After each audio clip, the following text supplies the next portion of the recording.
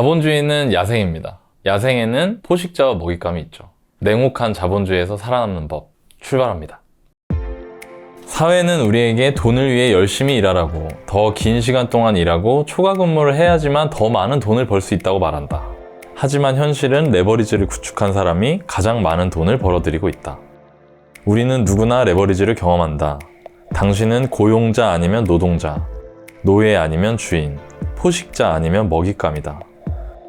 한쪽은 레버리지하고 다른 한쪽은 레버리지 당한다. 부자들은 레버리지를 이용해 더 적은 것으로 더 많은 것을 성취하는 것, 더 적은 돈으로 더 많은 돈을 버는 것, 더 짧은 시간을 투자해서 더 많은 시간을 얻는 것, 더 적은 노력으로 더 많은 성과를 얻는 법을 알고 있다. 한마디로 하면 최소 노력의 법칙을 알고 있다. 입니다. 오늘 책은 제가 좀 소개를 해드리면 이 책입니다. 이 책. 이게 뭐 여러 가지 에디션으로 나왔는데 이게 최근에 나온 버전이고요. 레버리지라는 책입니다. 레버리지. 굉장히 베스트셀러였고 오랜 기간 동안 이제는 이제 스테디셀러가 됐는데, 보통 그 레버리지 하면은 뭐 영끌조, 뭐 대출 얼마 받았다, 대출 일으켜서 투자하는 거, 뭐 요렇게 생각하시잖아요. 네. 저도 처음에 이 책을 2016년인가 7년 읽었는데 그때 대출에 대한 얘기인 줄 알았어요. 책 제목 봤을 때. 맞아요. 네. 대출 얘기하는 건가? 나도 투자를 하니까 괜히 관심이 가서 봤는데 웬걸? 이거 완전 다른 얘기인 거예요. 그래서 여러분들한테 이 레버리지라는 책에서 다루고 있는 레버리지에 대한 의미를 먼저 간단하게 좀 설명을 드리겠습니다. 이 레버리지가 뭐냐면 대출도 포함이 되죠. 근데 이 레버리지라는 게 우리나라 말로 하면 지렛대잖아요. 그러니까 작은 힘으로 무거운 걸 드는 거예요. 그럼 대출을 레버리지라고 하는 이유는 내가 3천만 원 있는데 7천만 원을 대출을 내서 1억짜리를 살 수 있게 해주는 거거든요.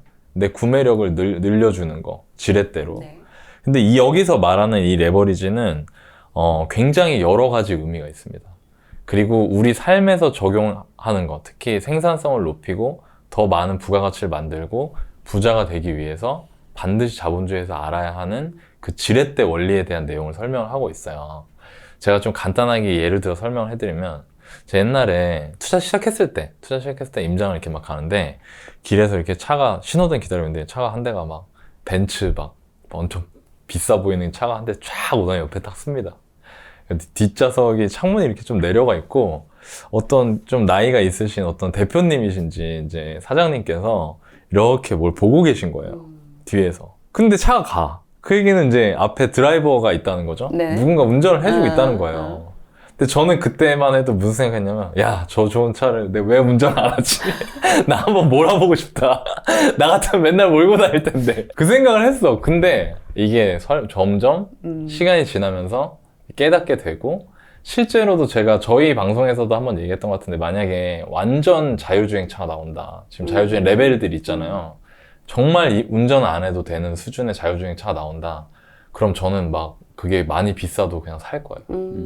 왜냐면 시간을 절약할 수 있잖아요. 그렇죠. 운전할 때 아무것도 못 하거든요. 내가 직접 운전을 해서 가는 것보다 더 많은 부가가치를 창출할 수 있기 때문에 운전 안 하게 되면. 그런 차에는 제가 얼마만큼의 비용을 지불할 수 있는 거죠. 이 책이 말하는 레버리지가 핵심이 이겁니다. 그 대표님은 그 기사님을 레버리지 한 거예요. 나 대신 운전해 줄 수 있어? 당신이 얼마를 받고 싶습니까? 저는 한 달 동안 운전하면서 300만 원 받고 싶습니다. 근데 만약에 그 대표님이 300만 원을 한 달에 주는데 차를 타고 이동하는 시간 중에 그거보다 더 많이 벌 수 있다. 그러면 그게 현명한 거라 이거예요. 그렇죠. 네. 그게 이 레버리지의 핵심적 개념입니다.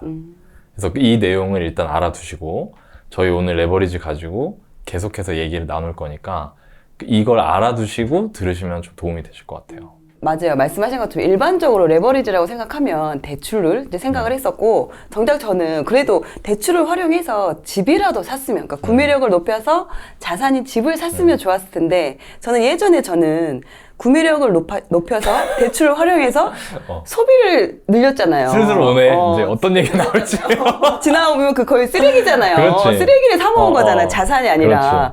그렇지. 이거는 정말 레버리지를 알고 있지만 알고 있어도 전혀 잘못되게 네. 아주 진짜 최악으로 활용을 하고 있었던 그랬던 그렇네. 사람이었죠. 네. 근데 저도 이제 투자 공부를 하고 그렇게 하면서 돈에 대한 레버리지, 물론 이것도 중요하지만 투자를 할 때도 돈을 활용해서 이제 투자하는 것도 중요하지만 오히려 그 투자 실력을 쌓기 위해서는 또 돈을 써서 뭔가 내가 시간이나 경험을 사는 것도 너무나 중요한 부분이다라는 생각이 들면서 돈을 쓰는 데 있어서 좀 의미부여가 달라진 것 같아요. 이 책을 보고. 아하. 예를 들면 예전에는 강의를 들으면 강의가 막 30만 원, 50만 원이야. 왜 이렇게 비싸? 그냥 단편적으로.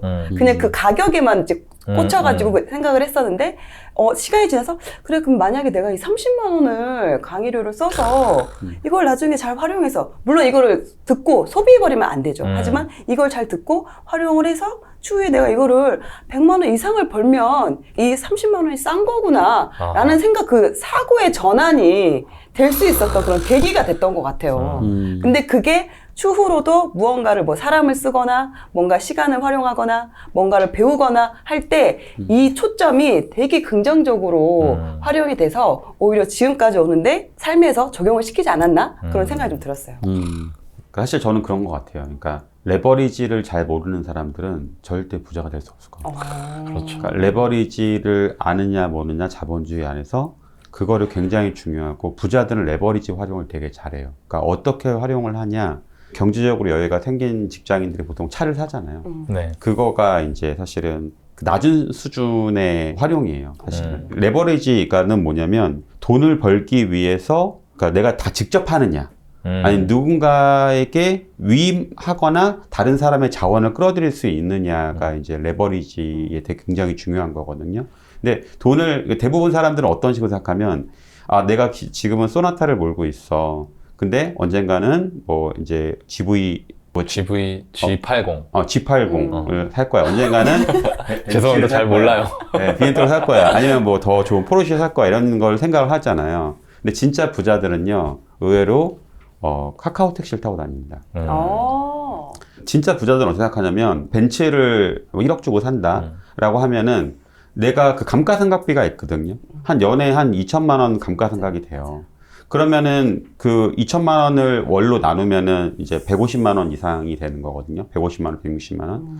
그럼 사실 그 돈이면은 내가 직접 운전할 필요가 없어요. 아까 나인님 얘기한 것처럼 그거 타고 다니면서 뒤에서 내가 책을 읽는다거나 아니면 내가 뭐 정리를 한다거나. 제가 예전에 신사임당에 봤을 때 되게 놀랐는데 신사임당에 올 때 어떻게 했냐니까 이제 예전에 타다를 타고 왔다고 하더라고요. 왜 그랬냐니까 자기가 거의 하루에 4시간밖에 못 자는데 정말 그 효율성을 갖기 위해서 그 편집을 하면서 왔다고 하더라고요. 유튜브 방송을. 그러니까 진짜 부자나 부자가 될 사람들은요. 내가 이 시간을 이렇게 투여하는 게 맞나? 제가 항상 많이 말하는 거가 경제적 여유 생기면은 청소 직접 하지 말고 요리 직접 하지 마라. 위임해라. 부자들 중에 직접 하는 사람 거의 없다. 특히나 이제 내가 생산성을 추구하는 사람, 내가 소득을 되게 연봉 1억 이상, 2억 이상을 바라는 사람들은 그런 사람 별로 없다라고 얘기를 해요. 근데 정말 많은 분들이, 그래도 어떻게 맡겨요? 맡겨봤는데, 이거 막 성에 차지 않아요. 라고 하면서 계속 본인이 해요. 근데 약간 그런 거예요. 사실은. 예를 들어, 5천을 벌려고 하는 사람이 내년에 1억을 벌고 싶은데 똑같이 살 수 있을까? 근데 내가 막 1억을 벌려고 해요. 근데 내가 과거 했던 걸 똑같이 해. 근데 1억을 벌 수 있을까? 어렵죠. 내가 레버리지가 싫은 거 알아. 근데 진짜 부자들은 나도 레버리지를 당하기도 해요. 또 레버리지를 또 하기도 해요. 이 두 가지를 활용을 되게 잘하거든요. 근데 대부분의 사람들은 내가 레버리지 당한다는 걸 욕하면서 사실은 나는 그대로 그냥 그 일을 해요. 사실은. 절대 위임할지 몰라. 내가 누군가한테 맡기는 거가 이제 불안하고 아니면 만족스럽지 않고 그러면서 사실은. 근데 실제로 부자가 되는 사람들, 부자가 될 사람들은 이런 부분들을 굉장히 잘 활용합니다. 사실 저는 이 책의 내용은 사실 전부 다 동의하진 않아요. 이 책의 내용 중에 틀린 내용도 있습니다, 분명히. 근데 이거는 앞으로 제가 2부, 3부에도 말씀드릴게요, 4부에서도. 근데 제가 이 책을 추천하는 정말 라인님이 얘기했을 때 좀 공감했던 이유가 뭐냐면 많은 직장인들이 그러니까 레버리지가 뭔지 대충 아는데 실제로 활용은 되게 잘 못한다. 그런 부분들이 좀 있는 것 같아요. 그 심리적 허들이 있죠. 그러니까 당장 비용이 나가잖아. 맞아. 당장 써야 되고 당장 나가야 되고 그리고 우리가 알고 있는 고정관념들이 있으니까 그걸 못 쓰는데 그거를 쓰는 순간부터 이제 깨고 올라갈 수가 있는 거죠. 왜냐면 내가 부가가치가 높은 데다가 일을 집중할 수 있으니까. 기사였나? 그런 데서 봤는데 직장인인데 그 사람이 회사에서 이제 일을 해야 되잖아요. 자기가 직무가 있어요. 근데 자기가 연봉이 5천만 원이에요. 그 이 책에 있던 내용이, 이 책에 있는 내용이다. 그 사람이 이제 다른 사람한테 자기 업무를 통으로 맡겨. 통으로. 근데 내가 연봉이 5천만 원인데 그 사람한테 뭐 3천만 원만 주면 이 일을 나보다 더 잘해, 이 사람이. 그러면 내가 그 시간 동안에 뭘 하냐. 내가 더 잘할 수 있는 일, 부가가치 높은 일을 한다는 거죠. 물론 이거는 현실에서는 조금 안 맞는 말이긴 해요. 안 맞는 말인데 이 개념을 알아야 되거든요. 제가 처음에 투자하면서 이제 솔직히 개판되지, 이제 집이. 제가 이렇게 여러 가지 멀티로 잘 못하는 사람이라서. 근데 이제 저도 투자 시작하자마자 애기 나오고 막 이랬거든요. 그러니까 집안 꼴이 어떠겠어요. 상상을 해보세요. 막 난리가 아니었을 거 아니에요. 근데 이제 와이프가 그걸 치우니까 힘드니까 저한테 너 이거 좀 치워라 이러는 거예요. 근데 제가 생각하기에 내가 이걸 지금 치우는 것보다 내가 투자를 공부하고 업에 집중해야 될 부분이 있으면 집중하고 이렇게 하는 게 훨씬 더 좋은데 이걸 하라고 하니까. 근데 대부분 거기서 어떻게 하냐면 그냥 하기 싫어서 싸우거나 뭐 그냥 억지로 해주거나 막 이런 식이거든요. 그래서 제가 아내한테 알아봤어요. 그러니까 그때 당시에 YWCA에 와가지고 청소해 주시고 이런 분들이 계셨거든요. 한 번 오시는데 4만 원? 4만 5천 원 이런 거예요. 4만 원? 4만 원 정도면은 이게 낫겠다. 왜냐면 일주일에 한 번만 하면 16만 원인데 내가 16만 원 더 벌 것 같은 거야. 그걸 통해서. 그래가지고 그걸 했거든요. 근데 처음에 아내가 자기한테 4만 원을 달래요. 항상 똑같아. 저희 남편이 자기한테 나 4만 원 주라. 내가 더 잘할 수 있다. 똑같아. 근데 그러지 말고 당신이 더 4만 원보다 더 가치 있는 걸 한번 해봐. 찾아봐. 아니면 차라리 그냥 쉬어. 쉬는 게 아이한테 그게 더 낫다고 가치가 있다고 생각이 들어. 그러니까 이런 개념이거든요. 지금 우리가 얘기한 개념이. 맞아요. 여러분들이 이 개념을 딱 이해한 상태에서 이제 앞으로 계속되는 저희 레버리지에 대한 이야기를 들으시면 굉장히 도움이 되지 않을까. 저희가 1부에서 이걸 소개해드리는 게 저는 솔직히 말하면 레버리지 개념이 아예 없었어요. 몰랐어. 근데 이 책을 읽고 나서 제가 정말 놀란 게 보험회사 레버리지 진짜 잘하거든요. 제 보험회사였잖아요. 보험회사 레버리지가 이거예요. 보험료 쫙 받아. 코크님, 너바나님한테 보험료 받아요. 그리고 약속을 해. 이거 은행보다 더해. 왜? 보험료 납입기간 20년 약속해. 맞아요. 20년 현금으로 약속을 하는 거야. 매달 얼마씩. 그 돈이 막 들어오죠? 돈이 막 들어와. 그 예정이율로 2% 주겠다고 하고 나서 그거 받아가지고 채권 넣고 건물 사고 하는 거예요. 그럼 뭐냐? 보험료 낸 사람이 뭐 하는 거예요? 레버리지 당하는 거죠. 그 보험료 받아서 자기들 돈 굴려가지고 돈 남겨가지고 직원들 월급 주고 주주들한테 배당하고 회사 계속 살찌우는 거는 레버리지 하는 거잖아요. 그게 보험회사예요. 근데 되게 웃긴 게 현실에서는 레버리지 하는 사람이 레버리지를 당하는 사람한테 굉장히 이렇게 접근하죠. 그러니까 여러분들 이 개념 아셔야 된다. 그 보험회사들이 우리를 레버리지 한다 그랬잖아요. 그래서 제가 이제 투자 공부하면서 그 중에 난 당할 수 없다. 그래서 제가 해지를 해버렸어요. 해지를 했어요. 해지하면은 해지 환급금 얼마 나오지? 그럼 얼마 손했지? 내가 원금을 얼마 냈고 몇 퍼센트를 손해가 날까? 계산해보고 과연 이 퍼센트지만큼 내가 이 돈을 활용해서 투자나 이런 부분을 활용해서 이거보다 더 많이 벌 수 있으면 내가 이걸 해지해도 되지 않을까? 라는 생각을 하면서 처음부터 이제 해지를 했던 건 아니고 한 채 두 채 어느 정도 경험을 쌓아가면서 이 정도면은 내가 이 돈을 활용해서 하는 게 이 낫겠다. 해지 환급금보다 내가 좀 더 벌 수 있다라는 그런 어느 정도 약간의 그 좀 자신감? 확실히 좀 생겼어요. 그러니까 몇 년이 지나서 그때는 그래서 이제 해지를 과감하게 하고 그 돈을 활용해서 투자를 진행을 했는데 이미 몇 년간의 그 돈을 쓸 수 있는 그런 준비를 해왔기 때문에 그 돈을 활용해서 투자를 하니까 오히려 훨씬 그냥 비교도 안 될 만큼 그런 거를 오히려 저렇게 별 수 있어가지고 저도 그거를 경험이 좋은 거죠. 떠오르네요. 네. 제가 아는 이제 회사 대표님이 계신데 그분이 자기가 회사를 경영하고 있고 자기도 주식이 있는데 돈을 벌어서 이제 어떻게 했냐고 하니까 그러니까 이번에 사실 코로나 때 되게 주식이 빠졌잖아요. 맞아요. 그러니까 어떻게 했냐니까 다른 회사 주식 샀다는 거예요. 다른 회사 주식 뭐지? 그 회사 주식 산 게 아니라 다른 회사 주식 샀다는 거예요. 회사 팔려고 회사 그러나? 대주주인데 그래서 아니, 그러나? 왜 그랬어요? 이해가 안 되잖아요. 어. 아, 내가 그 회사 대표를 아는데 그 회사 비즈니스랑 그 회사 대표가 진짜 유능하다는 거예요. 그러니까 나보다 낫다는 거죠. 그러니까 레버리지 하는 거예요. 근데 이게 일반 사람들은 생각을 못 하는 거예요. 근데 그분이 되게 그러네, 특이한 게 진짜. 돈을 벌면은 뭐 건물을 사거나 뭐 이렇게 주식을 사거나. 그러니까 이게 중요한 거가 근데 이거를 정말 잘하는 사람이 누구냐면 버핏이에요. 아, 그죠. 버핏은 회사를, 그러니까 버핏이 갖고 대주주로 있는 사람의 그 근로자가 몇십만 명 수준인데, 버크셔스에는 직원이 50명 정도로 그러니까 안 되는 걸 알고 있어요. 제가 알기로는 되게 많지 않거든요. 만사 레버리지야, 네, 네. 모든 게. 그러니까 뭐냐면 되게 믿을 만한 회사에 믿을 만한 경영자가 있으면 그냥 주식으로만 사 갖고 있는 거예요. 근데 회사 기업 가치가 올라가면 같이 올라가는 거죠. 그러니까 그런 것들을 굉장히 잘하는 거죠. 그러니까 부자들은 이런 게 있다는 거예요. 그러니까 제가 지금 이렇게 말씀드리고 싶은 부분은 여러분들이 부가가치를 창출하는데 내가 직접 할 필요 없다, 여러분. 그리고 직접 하면 안 된다. 내가 맞아, 내 모든 맞아. 소득이 내가 지금 나오는 내 소득 모든 게 내가 월급이나 연애 버는 거 안에서 그게 전부 다 내가 정말 일을 해서야만 나온다. 라고 하는 거는 여러분들이 지금 좀 어려운 상황이다. 부자 되기는 그런 구조다라는 걸 깨달아 주셨으면 좋겠고 앞으로 이제 제가 그럼 어떻게 해야 되는지를 2부, 3부 다 말씀드릴게요. 네. 예고편. 네. 부익부 빈익빈. 아, 이 말을 정말 많이 들어봤습니다. 그런데 사실이에요. 20%가 안 되는 사람이 80%가 넘는 부를 가지고 있습니다. 그 20%인 사람들의 비밀 같이 알아볼까요? 80대 20의 법칙. 파레토의 법칙은 삶에서 일어나는 일이 균등하게 배분되지 않는다는 걸 의미한다. 이 법칙은 당신이 하는 모든 일에 적용된다. 고객의 20%가 수익의 80%를 창출한다. 버그의 20%가 고장의 80%의 원인이 된다. 노동자들의 20%가 전체 생산량의 80%를 차지한다. 부의 80%를 20%의 사람이 소유하고 있다.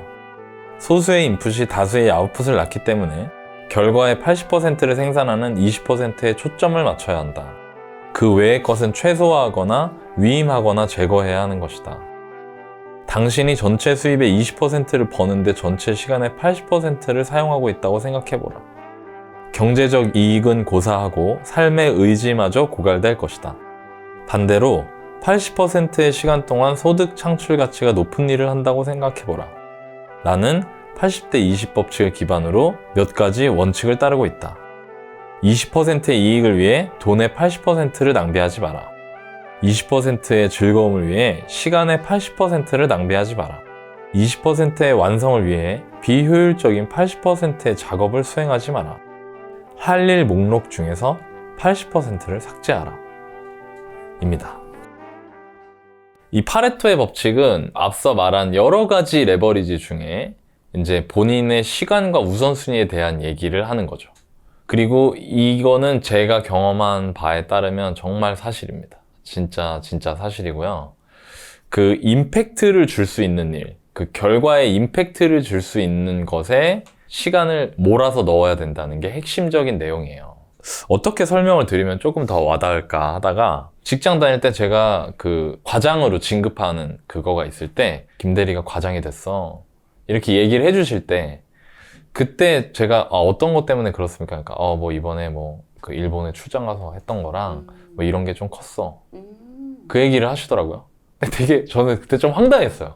가만히 있었지. 그냥 가만히 있었는데 황당했던 건 뭐냐면 거기에 들어간 시간이 진짜 요만큼밖에 안 돼. 그 내 고가를 결정했던 해당 업무에는 제가 일본에 출장 가갖고 일본 보험사들 벤치마킹 해갖고 저희 쪽에 상품을 런칭한 적이 있는데 사실 저 혼자 한 것도 아니었고 그 일 자체가 제가 평상시에 하던 루틴한 업무들 있잖아요, 회사에서. 그 업무들보다 훨씬 더 인풋이 작았거든요. 근데 막상 평가를 할 때는 그걸로 하는 거야. 근데 그때 몰랐지. 이게 이 파레토의 법칙이라는 걸, 그게. 임팩트 있는 뭔가가 있구나. 진짜 결과에 영향을 준 임팩트 있는 뭔가가 있구나라는 거는 어렴풋이 알았어요. 근데 이게 파레토의 법칙이나 이런 개념을 몰랐어요. 그리고 투자를 시작하고 나서 이제 알게 됐죠. 이제 저는 부동산 투자를 했었으니까 부동산 투자 딱 했을 때 막 여러 가지 얘기가 있어요. 뭐 이걸 잘해야 된다, 저걸 잘해야 된다, 뭐 어디 뭐 현장을 봐야 된다, 아니면 뭐 데이터 분석을 잘해야 된다, 뭐 인구를 뭐 거시 경제를 잘 봐야 된다, 뭐 여러 가지 얘기들이 있거든요.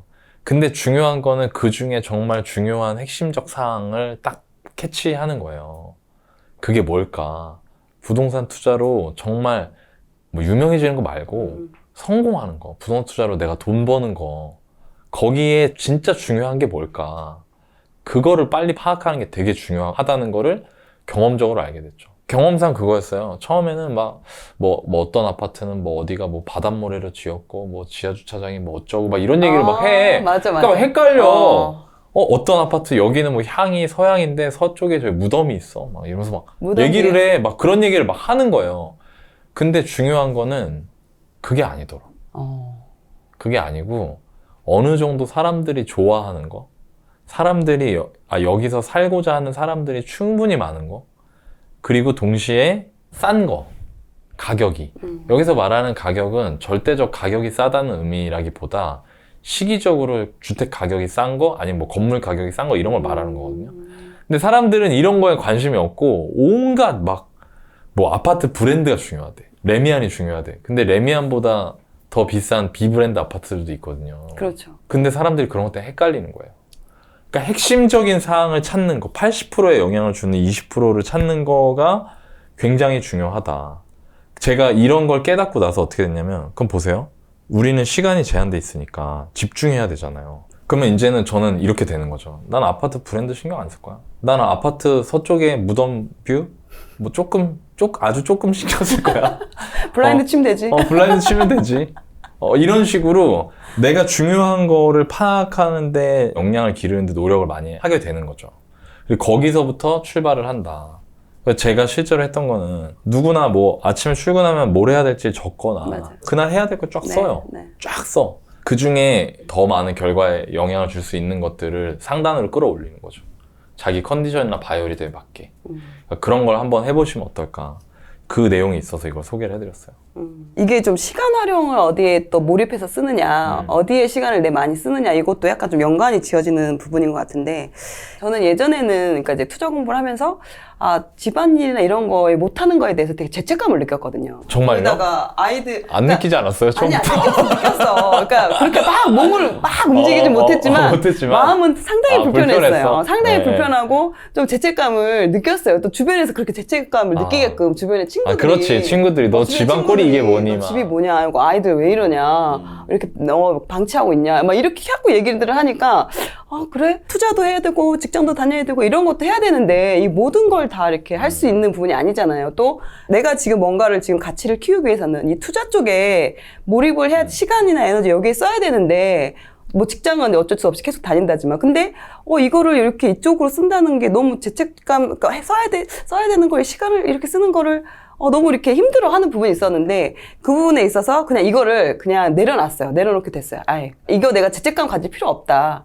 오히려 내가 직장 끝나고 남는 시간을 이거에 쓰는 것보다 차라리 이쪽 투자나 이런 관련 내 가치를 높이는 거에 시간을 쓰는 게 장기적으로 봤을 때는 훨씬 도움이 된다라는 거를, 그전에는 주변에서 그런 얘기를 안 해주니까 몰랐다가, 그래도 투자나 공부하고 맞아, 책 읽으면서 몰라, 책 나도 읽으면서 몰랐어. 그런 걸 이제 느끼게 된 거예요.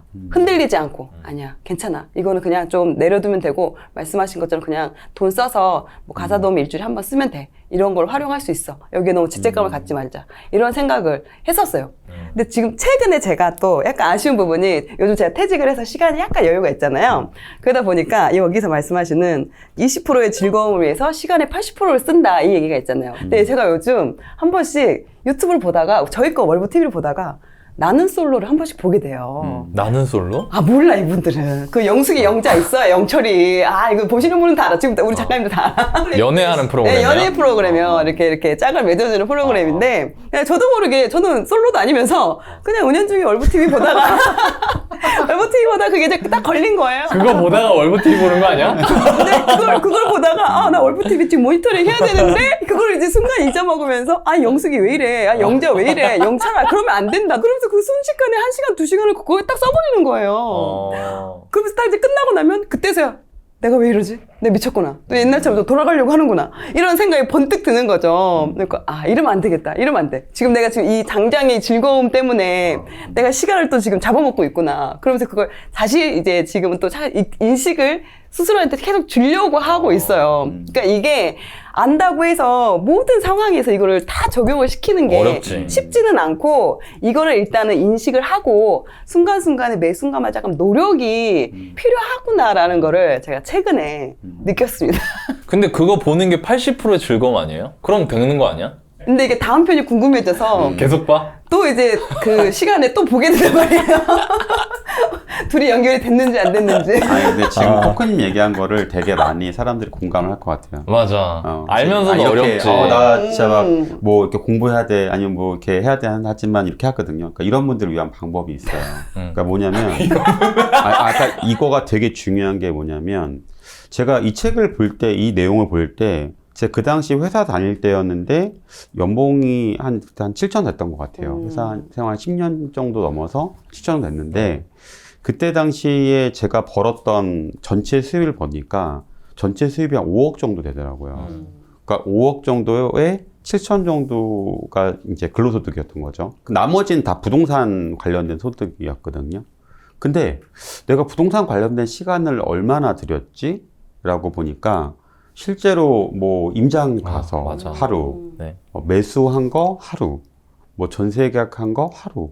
그러니까 다 합쳐도 물론 저는 부동산을 그 전에 되게 오랫동안 해왔기 때문에 남들보다는 되게 좀 빨랐던 것 같아요. 그러니까 빨리 이제 이거는 돈이 되겠다라는 걸 알 수 있었던 것 같아요. 아마 처음 하신 분들은 아마 한 달, 두 달 걸려도 조금 어려울 수도 있어요. 근데 실제적으로 제가 투자한 거는 그러니까 뭔가 하나에서는 뭐 한 열흘이 안 걸렸던 것 같아요. 그러니까 365일 중에 열흘이 안 걸렸죠. 그러면 20%, 그러니까 제가 보내는 일상에서 20%보다도 안 걸렸는데 제 소득에는 80%가 나오더라고요. 그러니까 저는 어떻게 생각했냐면, 제가 그 당시에 좀 오지랖이 넓어서 누구 도와주는 거 좋아하고 그때 막 스터디도 하고 이렇게 막 되게 이런 걸 많이 했어요. 남들 도와주는 일도 막 메일도 보내고 직장도 다녔어야 됐잖아요. 근데 그 안에 놓치지 않았던 건 뭐냐면, 그러니까 제가 좋아하는 일을 하지만 놓치지 않았던 건 내가 1년에 그래도 한 번 또는 몇 번 이상의 투자 행위를 하자. 그러니까 여러분들이 이렇게 뭐 나는 솔로? 뭐 영철이 이런 거 봐도 돼요. 다만 진짜 부자들은요. 앞으로 지금 나에게 나오는 소득의 가장 중요한 20%는 이거야라는 걸 잘 알고 있어요.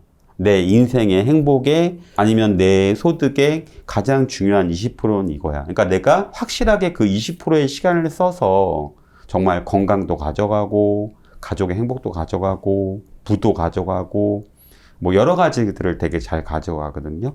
여러분들이 이 내용들을 조금만 고민해서 그러니까 내 손에 80%가 정말 20%를 하면서 나올 수 있게끔 만드는 거가 정말 중요해요. 그러니까 저는 처음 시작하시는 분들한테는 좀 어려울 거예요. 너바나님은 뭐 이걸 10년 이상 했으니까 그렇겠지라고 할 수 있지만 처음 하신 분들한테 추천드리고 싶은 거는 여러분 일상에서 20% 정도를 여러분이 추가 소득 나올 수 있는 것들을 좀 노력을 해보세요. 예를 들어 뭐 주식 공부를 한다든지 부동산 공부를 한다든지 뭐 엔잡을 한다든지 어느 것도 괜찮아요.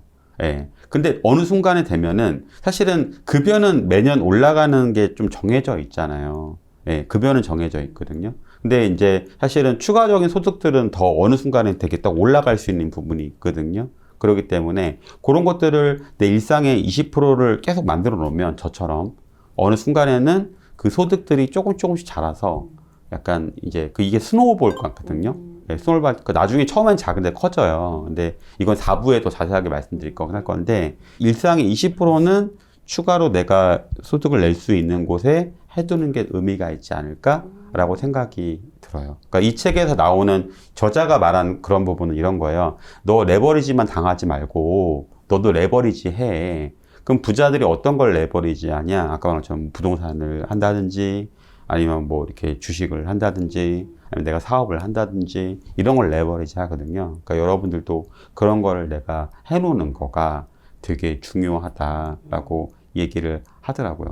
저희 직원분도 그 얘기를 하더라고. 신기한 거가 자기가 1년 동안 번 연봉보다 저희가 도와주잖아요. 네. 그걸로 번 연봉이 더 많다고 그러니까 그게 사실은 근데 많은 분들은 그냥 이렇게 내 일상에서만 하다 보니까 그런 게 조금 저는 안타까웠던 것 같고 그리고 이거가 되게 저는 굉장히 중요하게 생각하거든요. 항상 생각해요. 파레토는 뭐지? 내 인생의 파레토는?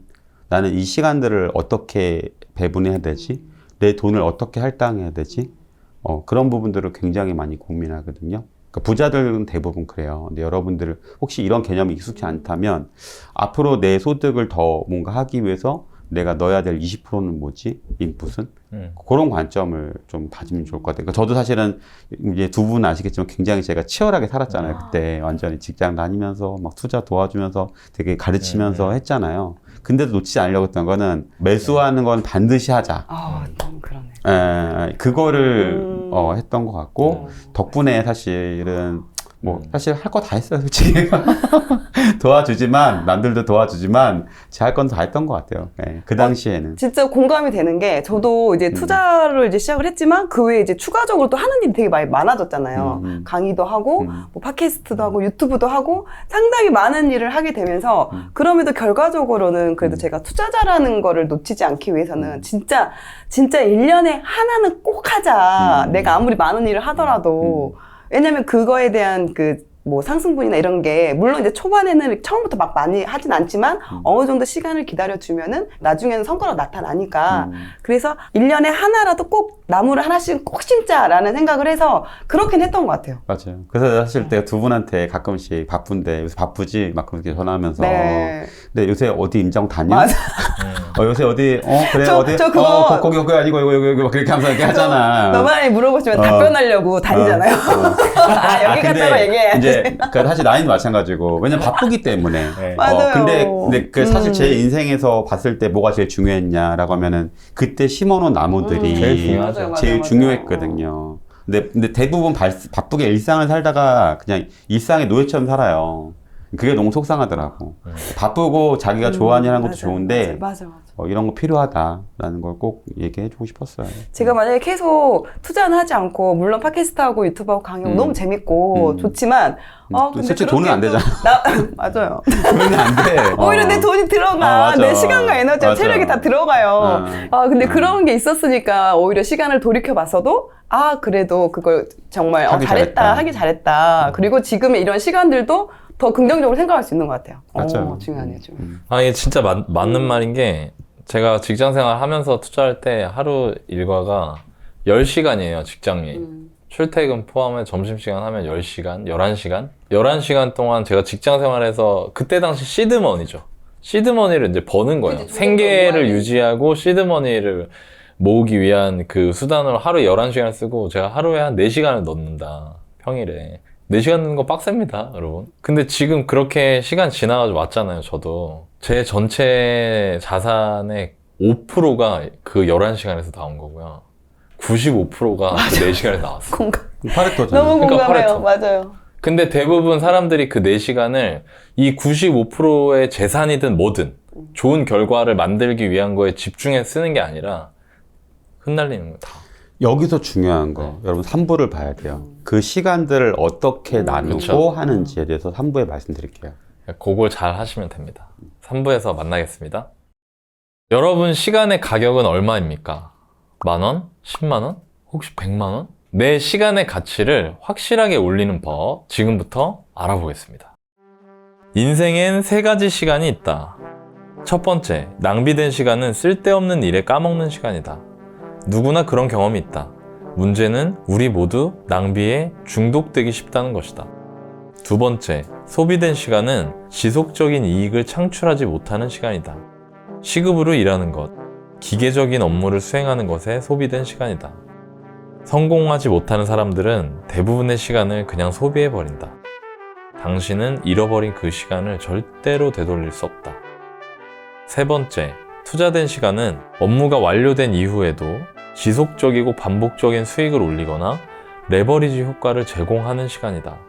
부동산이 대표적이며 지식을 쌓는 것도 마찬가지다. 새로운 지식은 남은 삶을 레버리지 할 수 있게 만든다. 시간을 낭비하지 말고 더 적게 소비하고 더 많이 투자하라. 당신이 시간을 올바르게 레버리지하고 있는지 확인하고 싶다면 먼저 당신의 시간이 얼마의 가치가 있는 일인지 측정해야 한다. 당신이 매주 일하는 시간의 총량을 더하라. 예를 들어 일주일에 55시간 일한다고 가정해보자.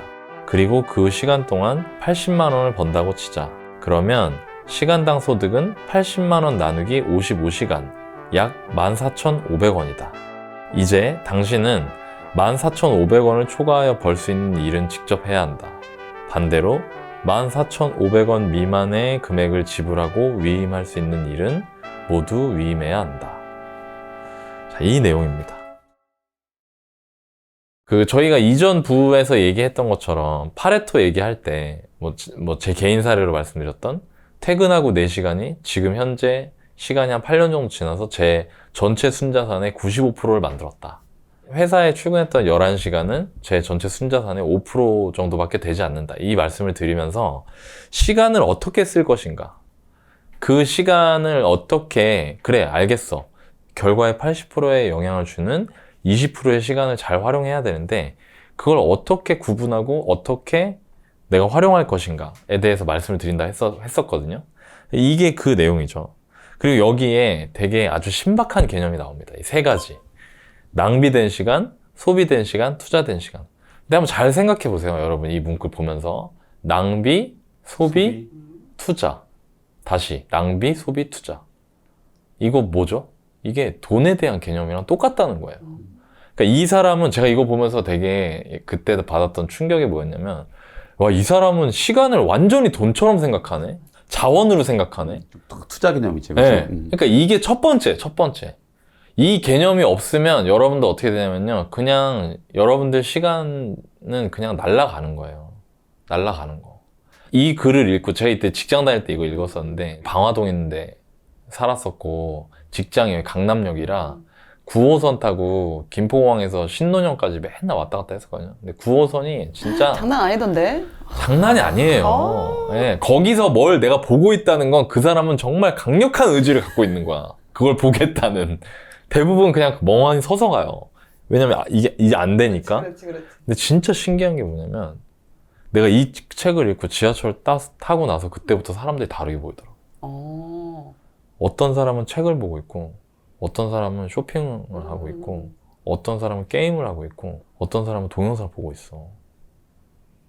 그러니까 소름이 끼치는 거야, 그때부터. 지금 나하고 같이 이 좁디 좁은 지하철 한 량에 100명이 타요. 한 칸에. 장난 아니라니까. 숨도 못 쉬어. 막 사람 쉬려고 난리도 아니야. 그러니까 더더욱 같은 시공간을 공유하고 있다는 느낌이 너무 강하게 드는데 이 똑같은 시간, 똑같은 장소에 있는데 어떤 사람은 시간을 낭비하고 있고 어떤 사람은 시간을 투자하고 있는 거야.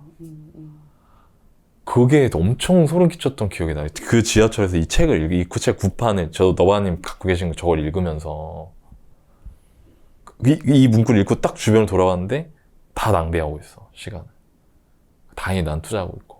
책 보고 있었고 누가 거기서 책을 봐. 그래서 그것도 이게 책 거의 그냥 없어요. 일반 이거 책 본 거 핸드폰 이걸로 그냥 일반 전자책 아니고. 책 볼 수 있는 자리가 딱 정해져 있어요.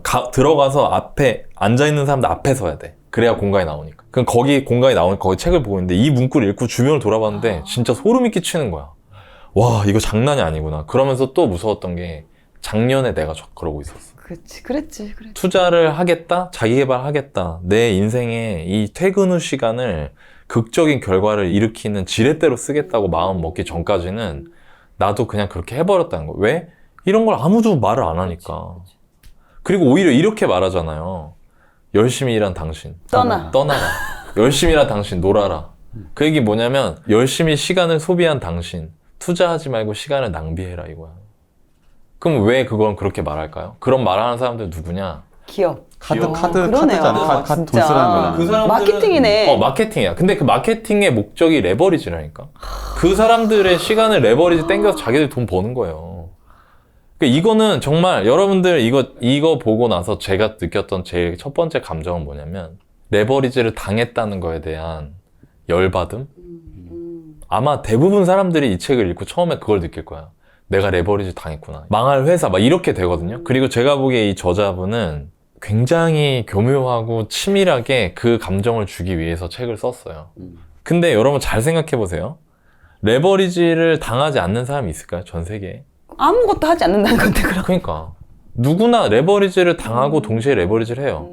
아까 포식자 먹잇감이라고 저희 1부에서 얘기했는데 먹이사슬 최상단에 사자나 호랑이가 있어요. 사자나 호랑이는 정말 누군가의 먹잇감이 아닐까요? 죽잖아? 죽으면 땅으로 가는 거야.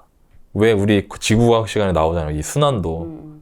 땅에서 막 수증기 올라와서 비 오고 뭐 물고기, 작은 물고기, 큰 물고기 막 먹이사슬 생기고 그러니까 돌고 도는 거거든요. 근데 중요한 거는 내가 레버리지를 당하는 것과 동시에 레버리지를 해야겠다는 마음을 가져야 되는데 사람들은 레버리지를 당한다고 생각하고 아무것도 하지 않으면서 화만 낸다는 거지. 그럼 여기서 중요한 거는 여러분들의 시간을 되돌아봐야 된다. 내 24시간 중에 낭비된 시간은 얼마고 소비된 시간은 얼마고 투자된 시간은 얼마인지. 마치 우리 가계부 쓰듯이. 시간 가계부. 돈을 시간 똑같이 보는 거예요. 돈 낭비 얼마 했네. 가계부 쓰고. 아, 내가 얼마에 그냥 소비를 해버렸네. 쓸데없이. 아유, 이거 필요한 소비였네. 이거는. 그리고 또 반대로 내가 이건 투자를 했네. 근데 부자 되는 사람은 투자된 돈이 많으면 많을수록 부자 될 확률이 높잖아요. 그러니까 시간도 마찬가지라는 거죠. 그래서 저는 여러분들 이 개념을 일단 먼저 알고 그 다음에 아, 이제부터는 내가 시간을 투자해야겠다라는 생각을 하고 또 동시에 소비된 시간을 너무 폄하할 필요도 없다. 마치 그거랑 똑같은 거예요. 여기서는 소비된 시간이라는 거를 뭐 지속적 이익을 창출하지 못한 시간이다. 이렇게 약간 부정적 뉘앙스를 써놨는데 저는 조금 어떻게 생각하냐면 돈으로 바꿔볼까요? 돈으로 바꾸면 우리가 돈을 하나도 안 쓰고 살 수 있나요? 밥 없죠. 어떻게 먹어요? 뭐라도 먹어야 되니까. 그러니까 살려면 먹어야 되잖아요. 그건 쓸데없는 소비가 아니지. 반드시 필요한 소비죠. 그것처럼 시간도 소비해야 되는 반드시 필요한 시간이 있어요. 그게 일반인들한테 뭐냐면 과거에 저나 지금 영상 보고 계신 여러분들 같은 분들한테 필요한 게 뭐냐면 회사에서 일하는 거예요. 그게 없으면 여러분들 투자할 시간이 안 나와요. 마치 종잣돈이 안 나오는 것처럼. 그러니까 그런 부분을 조금 고려해서 봐주시면 어떨까라는 생각이 들었습니다. 부자들은 시간을 활용하는 거가 일반인이랑 다른 부분이 있어요. 일반인들은 시간을 활용할 때 돈을 버는 시간이 보통 있고요. 나머지는 그냥 이렇게 뭐 쉬는 시간이나 뭐 집안일이나 이렇게 돈을 쓰는 시간 이렇게 보통 이제 되거든요. 그러니까 부가가치가 직장을 다니는 거 외에는 따로 없는 경우가 되게 많아요. 근데 부자들은요, 아까 말한 것처럼 뭐 돈을 버는 시간, 내가 직접 노동하는 경우도 있고 또 그 안에서 또 이제 돈을 쓰는 시간도 있어요. 근데 또 한 가지 다른 점은 돈 버는 기계를 만드는 시간을 갖고 있어요. 부자가 되는 사람들은 돈 버는 기계를 만들어요. 그러니까 이게 무슨 말이냐면 이 돈 버는 기계는 나중에 그 기계가 만들어지면 자동적으로 돈이 들어와요. 자동적으로. 돈 버는 기계를 만드는 거는 조금 시간이 걸리긴 걸려요. 아까 제가 2부에서 투자해가지고 뭐 사실 근로소득보다 투자소득이 되게 많았다. 그 사례를 말씀드렸잖아요. 그때 보면은 근데 뭐 사실은 시간적으로 따졌을 땐 열흘이 안 걸렸지만 그 전에는 수많은 임장을 했고 수많은 보고서를 썼고 지역 분석을 했고 수많은 강의를 들었고 수많은 책을 읽었기 때문에 그런 거거든요. 사실은 여러분들이 중요한 거가 내 시간을 쭉 보세요. 한번 여러분 가계부 쓰듯이 24시간을 한번 정리해 보세요. 그 안에서 이거의 부가가치는 얼마지를 다 체크 한번 해보세요. 이거의 부가가치는 얼마지? 예를 들어 그러니까 내가 일할 때 또 쉴 때도 있잖아요. 뭔가 뭐 나는 솔로 뭐 이런 거 뭐 이렇게 예, 약간 뭐 이렇게 이런 거 있잖아요. 그 무한도전 너무 옛날 거고 어쨌든 요새 무한도전 뭐야? 그런 거 보는 시간도 있고 이 나머지 부분도 있잖아요. 근데 이 안에서 내 부가가치를 창출할 수 있는 건 뭐지라는 걸 생각해봐야 되는 거예요. 그러니까 나연님이 얘기한 것처럼 저는 이렇게 했던 것 같아요. 어떻게 했냐면 초반에는 난 1년에 1억 정도의 부가가치를 만들고 싶어라고 하면은 한 달에 1,000만 원을 부가가치를 예를 들어 그냥 1,000만 원 정도 부가가치 만든다. 그러면은 하루에는 내가 33만 원, 땡큐. 33만 원의 부가가치를 만들어야 되는 거예요. 그러면은 33만 원의 부가가치가 안 되는 것들은 다 위임을 했던 것 같아요. 아까 말한 것처럼 청소도 제가 안 하고 청소연구소나 미소 이런 앱을 사용하면서 그렇게 위임을 하고 왜냐하면 뭐 한 7, 8만 원 정도면 청소를 해주시니까 차라리 그 시간에 저는 좀 더 부가가치 일을 하겠다라고 하고 그냥 도서관 가서 책을 좀 봤던 것 같아요. 오히려. 그러니까 남들 봤을 때는 내가 그냥 하지라고 하지만 왜냐하면 그 시간은 여기 나온 것처럼 소비된 시간이거든요. 그러니까 해야 되는 일이야. 근데 사실은 그건 굳이 내가 할 필요는 없거든. 근데 부자들은 이런 걸 굉장히 잘한다는 거예요. 일반 사람들은 운전도 내가 해야 돼. 아, 내가 차 뽑았어. 이번에 뭐 그랜저 뽑았어. 아니면 뭐 벤츠 뽑았어. 직접 운전하면서 뭐 뽀대 났잖아요. 근데 진짜 부자들은 그렇게 하지 않고 차라리 카카오 택시를 타거나 아니면 막 나뉘어 좀 기사를 두면서 내가 그 시간에 다른 거 책을 읽는다든지. 왜냐면 책을 읽는 거는 그 책을 쓴 사람을 레버리지하는 거거든요. 2만 원으로 정말 맞아요. 몇십억의 가치를 레버리지하는 거거든요. 근데 이런 부분들을 부자들은 굉장히 잘 알고 있어요. 그러니까 여러분의 낼 수 있는 한 시간의 부가가치는 얼마인 것 같아요? 누군가 뭐 100억 벌었다면 나오잖아요. 그러면은 나도 할 수 있는 거예요. 그 사람 했는데 왜 나는 왜 못해? 그럼 그 사람들 뭘 했는데? 예, 그 사람들은 아까 말한 것처럼 돈 버는 기계를 만드는 시간을 가졌던 거예요. 여기 나온 것처럼 투자된 시간. 그 여러분은 하루에 투자된 시간을 얼마나 가지세요? 네, 근데 적어도 여러분의 일상의 20%는 그런 시간을 가져야 된다는 거예요. 내가 책을 읽고 강의를 듣는 것도 그 사람의 어떤 경험을 레버리지 하는 거거든요.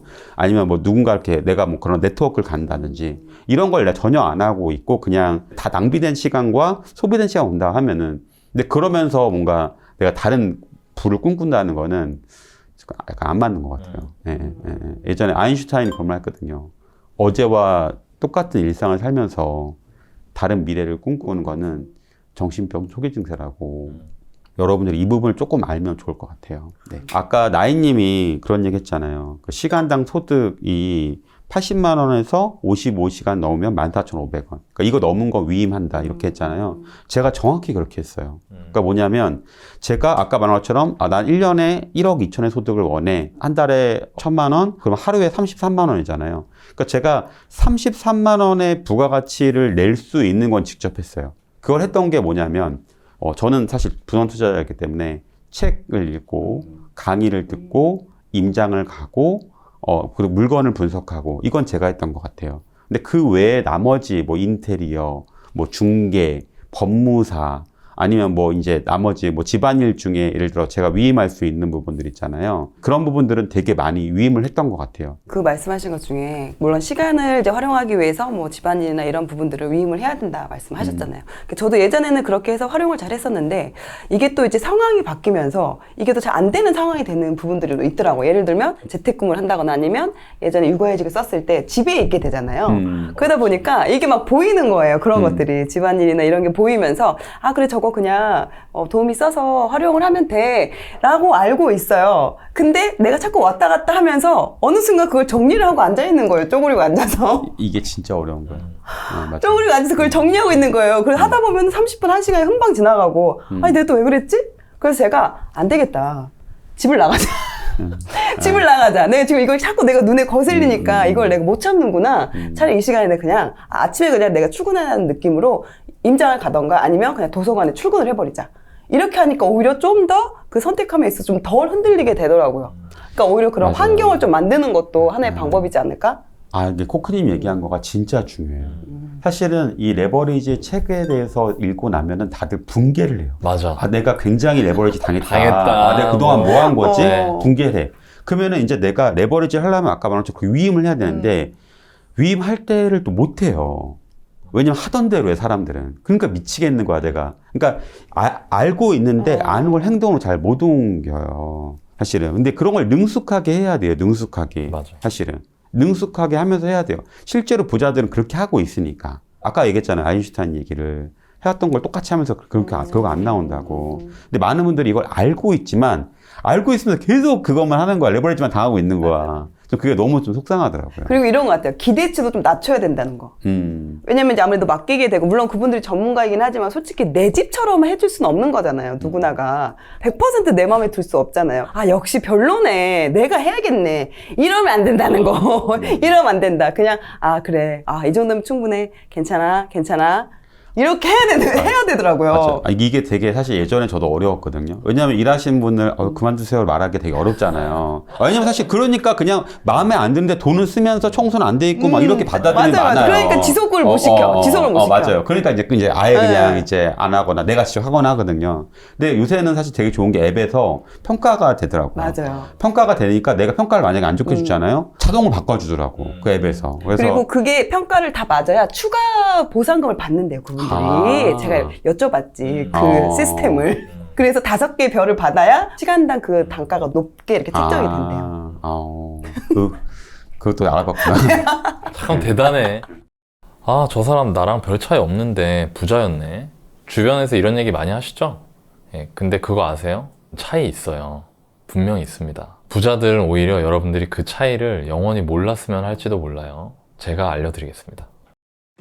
돈은 돈을 끌어들인다. 복리의 법칙은 당신이 어떤 일을 더 오래 할수록, 즉 끝에 더 가까이 다가갈수록 최대의 이익과 가속도를 얻는다는 것을 의미한다. 그러나 대부분의 사람은 스스로에게 복리 효과를 얻을 기회를 제공하지 않는다. 그들은 보상을 얻기 직전에 포기하고 방향을 바꾼다. 생각해보라. 씨앗을 심은 다음 날에 내 나무가 어딨지? 라고 소리치는 사람은 없다. 과일을 얻으려면 먼저 나무가 뿌리를 내려야 한다. 눈에 보이지 않는 것이 드러나기를 원한다면 눈에 보이지 않는 것을 볼 수 있어야 한다. 내가 부동산을 시작하고 모든 부채를 상환하고 개인 자산이 수십억이 되기까지 약 4년이 걸렸다. 그 다음에 14억 이상의 수익을 올렸다. 처음 14억을 벌기까지 걸린 시간에 4분의 1도 안 되는 시간이 걸렸다. 그리고 그 시간은 내가 그때까지 살아온 시간 중에서 가장 게을렀던 시간이었다. 가장 적은 양의 일을 하고 최대의 소득을 올린 것이다. 백만장자인 친구들은 그것이 정상적이고 당연한 것이라고 말했다. 하룻밤 사이에 성공을 이룬 것처럼 보이는 사람들은 사실 최대의 복리 효과를 위해 뿌리가 깊이 자리 잡을 때까지 시간을 투자한 사람들이다. 이 내용이 정말 저 개인적으로도 많이 경험한 부분이라서 일종의 시간의 복리 효과와 같은 개념이죠. 제가 이 책 읽으면서 저를 이렇게 돌아보니까 2015년부터 부동산 투자 시작을 했어요. 지금 돌아보면은 2015년이면 바닥이었잖아요. 지금 돌아보면은 투자하기 너무 좋은 시기였고, 실제로도 제가 이제 저희 채널도 그렇고, 다른 채널 나가서 인터뷰할 때도 그렇고, 운 좋았다고, 진짜. 운 좋았다고 생각한다. 나는 그렇게 생각 안 한다. 내가 막 다 해가지고 내가 미리 다 알았고 막 이렇게 해서 된 거 아니라고 생각한다고 말을 해요, 제가. 저는 운이 좋은 사람이잖아요. 근데 그렇게 억세게 운이 좋은 사람도 실제로 이 체감하는 거, 투자를 처음 시작할 때 꿈꿨던 그 이미지, 이렇게 됐으면 좋겠다고 생각한 거를 실제 현실에서 마주하기 시작했던 시기가 5년 이상이 걸렸어요. 좀 더 구체적으로 얘기하면요, 현금이 돌기 시작한 시기가. 그러니까 투자라는 거, 여러분 투자 왜 합니까? 투자 돈 벌려고 하는 거잖아요. 그럼 돈 버는 게 뭐냐? 내가 지금 한 달에 300 벌고 있는데 한 달에 3,000 버는 걸로 바뀌는 게 잘 되는 거잖아요. 그러니까 그렇게 되는 거예요. 우리가 모두 다 돈 벌려고 시작을 할 때 꿈꾸는 그 마지막의 이미지를 달성하는 데까지 5년 이상이 걸렸거든요. 2015년에 투자를 시작했는데 또 5년이 걸린 거예요. 그럼 제가 이제 한번 여쭤볼게요. 여러분 5년 전에 뭐 했는지 기억나세요? 그런 건 기억나. 내가 그때 어디 갔었지, 이런 건. 근데 5년 전에 거기 갔었는지 4년 전에 갔었는지는 모르겠어. 그치. 5년이라는 시간이 짧은 시간이 아니라고요. 우리가 참 시간 빠르네 라고 하지만 실제로 5년이라는 시간을 생각하면 정말 짧은 시간이 아니거든요. 이 이야기는 뭐냐면 지금 당장 뭔가 잘 되어 있는 것 같아 보이더라도 그 앞에는 엄청난 축적과 노력의 시간들이 있다는 거죠. 그리고 그게 갑자기 빵 터진다는 거예요. 이렇게 올라가는 거, 이렇게 그래프가 이렇게 올라가는 거예요, 다. 그리고 제가 이거 부동산 투자하고 유튜버로 활동을 하면서 다른 인플루언서들도 만나게 되잖아요. 참 신기해. 나는 이제 부동산을 했던 사람이고, 이 사람은 유튜브를 했던 사람이고, 이 사람은 주식을 했던 사람이 다 다르잖아요. 다 똑같이 말해요. 전부 다. 그래서 여러분들 이걸 알아야 된다. 제가 아까 처음에 시작할 때 얘기했잖아요. 저 사람 나랑 별로 차이도 안 나는 것 같고, 그냥 비리비리하고 띨띨해 보이는데 부자였네? 그러면서 대부분 사람들은 폄하하거나 시도도 안 하거나 욕하거나 이러거든요. 근데 여러분, 그 사람은 반드시 결과가 나오지 않는 부분을 묵묵히 참고 걸어간 분명히 인내와 고난의 시기가 있었을 거라는 겁니다. 이걸 아셔야 돼요. 이거를 사람들이 모르기 때문에 1년 하다 말고 6개월 하다 말고 이렇게 되는 거거든요. 그래서 이거를 좀 소개해드리고 싶었어요. 이게 많은 분들이 그런 얘기 해요. 예를 들어, 너바나님, 저는 1년에 2천만 원 모으는데 부자 될 수 있나요? 뭐 이런 얘기를 해요. 그럼 사실 근데 그분들은 그런 거예요.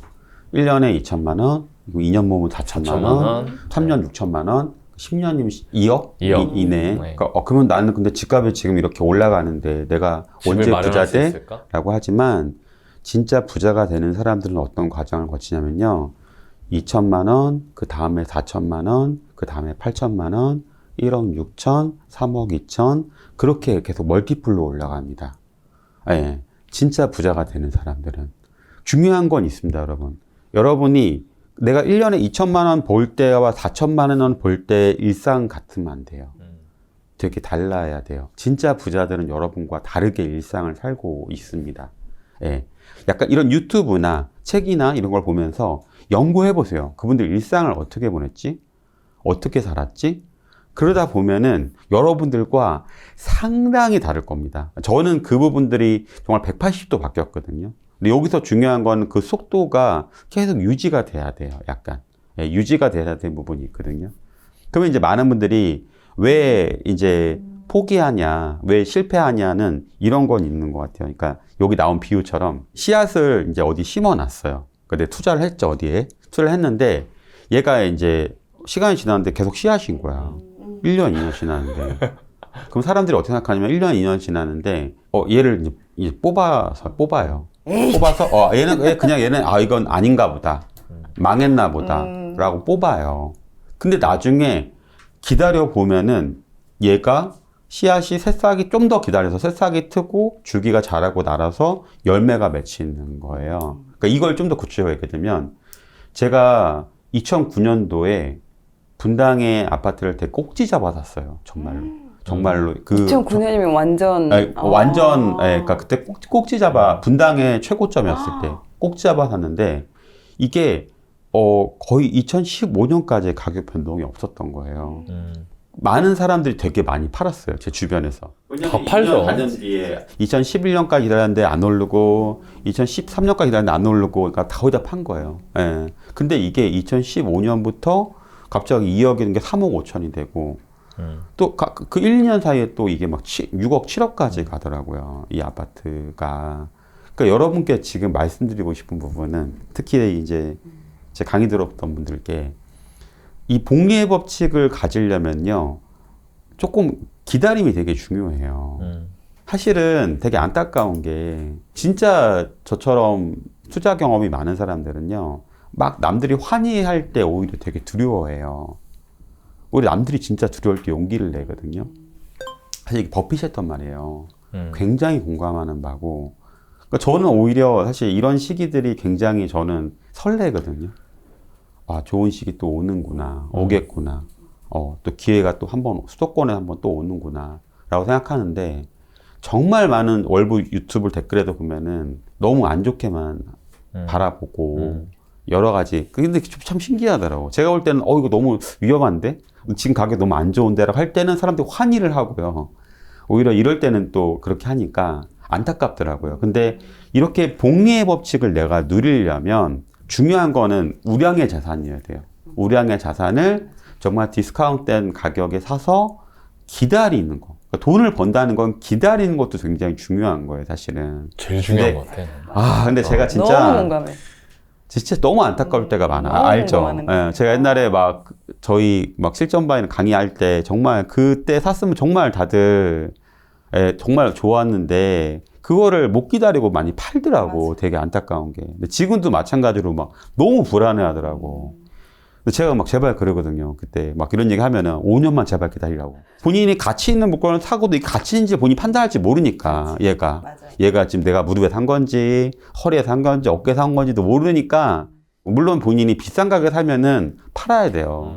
가치가 없는 건데 비싸게 샀다. 아니면 가치가 있어도 너무 높게 샀다. 그러면 사실은 막말로 저희가 하는 말이 뒤지는 거예요. 복리를 잘 이해하는 사람은 정말 큰 돈을 벌고요. 그렇지 못하는 사람은 대가를 엄청 크게 치르는 거야. 그러니까 조금 이런 부분이 되게 안타깝더라고요. 이 복리라는 건 그런 거잖아요. 시간이 지날수록 내 편이 되는 거. 근데 그런 거가 예를 들어 내가 아까 2억을 샀는데 이게 똑같이 2억 2천, 2억 4천 이렇게 오르는 게 아니라는 거예요. 멀티플로 올라요. 한 번에 오를 때는 부동산은. 근데 그런 부분들을 잘 고민해 보시면은 좋지 않을까. 그리고 만약에 저평가된 부동산을 잘 샀다면 조금 기다려보는 것도 의미가 있지 않을까라고 생각이 들어요. 저도 특히 그 시간의 복리 효과에 대해서 더 이제 공감을 했는데, 시간이 지나면 뭐 그 시간은 복수를 하는 것 같아요. 그러니까 이제 그 시간에 준비를 했으면은 보상을 줄 것이고, 그 시간을 준비하지 않고 흘려보내면 또 그에 따른 또 다른 걸 또 주게 되는, 복수 대가를 멋있다. 치르게 하는, 그러니까 시간은 꼭 너에게 복수를 한다. 이 말이 저는 되게 임팩트가 있더라고요. 맞아요. 맞아요. 그러니까 이런 거잖아요. 뭐 시험 기간에 공부 안 한 친구는 당연히 성적이 안 좋을 수 있는 거고, 뭐 공부한 친구는 성적이 나아볼 수 있는 것처럼, 실제적으로 예를 들면 저희도 이제 같이 직장 생활하는 사람들 중에 퇴근 후에 그 시간을 어떻게 쓰느냐에 따라서 처음에는 그게 차이가 눈에 보이지 않잖아요. 뭐 처음에는 뭐 똑같아. 어차피 둘 다 똑같이 직장 다니고 여전히 사는 게 퍽퍽해. 근데 시간이 지나면서 한 사람은 꾸준하게 퇴근 후에 무언가를 이제 뭐 말씀하신 돈을 버는 기계를 만들기 위한 시간을 거기에 계속 투입을 꾸준히 해 나가면, 초반에는 그 차이가 둘이 별로 보이지 않다가 어느 순간 이게 2년, 3년이 지나면은 그 둘의 자산의 격차는 확 벌어지는 게, 맞아요. 그게 저도 너무 공감을 하고 있고, 실제로 저도 이제 그거를 느끼고 있잖아요. 실제적으로 그 결과를 보고 제가 체감을 하니까, 이게 그 시간의 복리가 정말 너무 중요하고 무섭구나라는 거를 제가 좀 느꼈어요. 그러니까 제가 지금까지 이제 가르친 분들이 1000명이 넘잖아요, 제자분들이. 그러면 이제 그분들의 이제 시작과 이제 현재를 알잖아요. 근데 처음에는 막 그래요. 상승장이었기 때문에 사면 다 오르는 거예요. 근데 제가 하락장을 겪으면서 느낀 건 뭐냐면, 상승장 때 운 좋게 돈 벌었던 친구들이 하락장이 되게 많이 까먹고요. 그 다음 상승장에서 절대 기회를 못 잡아요. 절대 못 잡습니다. 예. 근데 내가 꾸준하게 진짜 인풋하는 친구들, 책도 읽고 열심히 임장도 다니고 뭐 정리도 하고 이런 친구들은 처음에는 그래요. 같이 시작하니까 같이 돈 벌 수 있지라고 하지만 정말 그 사람들이 인풋했던 것만큼 정말 그 배수가 막, 어떤 사람들은 뭐 5년 뒤에 뭐 10억을 번 사람도 있고, 뭐 어떤 사람은 30억을 번 사람도 있고 50억을 번 사람도 있고, 아니 어떤 사람도 또 이제 그냥 그대로인 분들도 많거든요. 근데 처음에는 그냥 집 하나 사면 되겠지라고 하지만, 지나고 나면 그 인풋의 양이 결과적으로 그 내공, 그러니까 그런 말 있잖아요, 여러분. 돈그릇을 키워야 된다. 돈그릇. 돈그릇은 아까 말한 것처럼 뭐 책, 뭐 임장, 강의, 실전 투자 이런 걸로, 인맥 이런 걸로 이루어지거든요. 어떤 사람은 시간을 정말 잘 레버리지 하게 된 거고, 어떤 사람은 시간의 복수를 얻어서 나랑 같이 했던 친구는 지금 뭐 정말 이랬는데 나는 그렇네 라는 것들이 겪게 되더라고요. 이게 제가 참 저기 한 게, 제가 가끔 물어봐요, 주변에. 당신 2015년에 투자를 만약에, 그게 아쉽다는 거 맨날 그런 얘기를 많이 해. 제가 이걸 좀만 일찍 알았더라면 좋았을 텐데요. 제가 이거를 2022년 다 돼가지고 알아가지고 그게 너무 아쉽고 힘듭니다. 이제부터 또 하려고 하니까 또 막상 하려고 하는데 뭐 집값은 떨어지는 것 같고, 뭐 주식도 떨어지는 것 같고, 마음이 많이 힘듭니다. 이렇게 얘기하시는 분들 많더라고요. 근데 그런 경우가 많아요. 그러니까 뭐냐면, 2015년에 투자 시작할 때 저하고 같이 시작하셨던 분들이 꽤 있거든요. 근데 그럼 그분들은 잘 됐냐? 제가 물어봐요. 만약에 님이 지금 아쉬우시니까 타임머신을 타고 저와 같이 2015년으로 돌아가면 포기하는 자신 있냐? 자신 있대. 근데 그 시기에 했던 사람들 중에는 오히려 포기한 사람이 더 많았거든요. 그러니까 그거는 뭐냐면은 그 시기와 상관없이 갖춰야 될 게 있다는 거예요.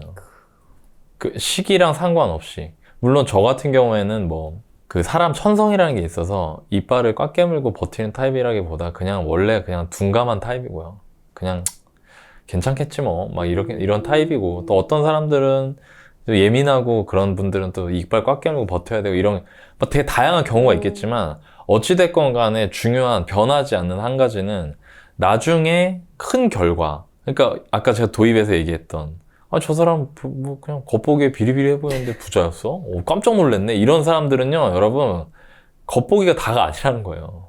그 앞전에 뭔가 있다는 겁니다. 자, 이 방송 준비하면서 아까 너바님이랑 또 막 그런 얘기 했었는데, 손흥민 선수 나 혼자 산다 나온 거 보고. 나 혼자 산다 아니라 손세이셔널. 황희찬 선수. 그냥 하는 게 축구장 갔다가 웨이트 트레이닝하고 나와가지고 동네 산책하는 거밖에 없더라고요. 이어폰 꽂고. 진짜 단조로워. 그거 말고는 아무것도 안 해.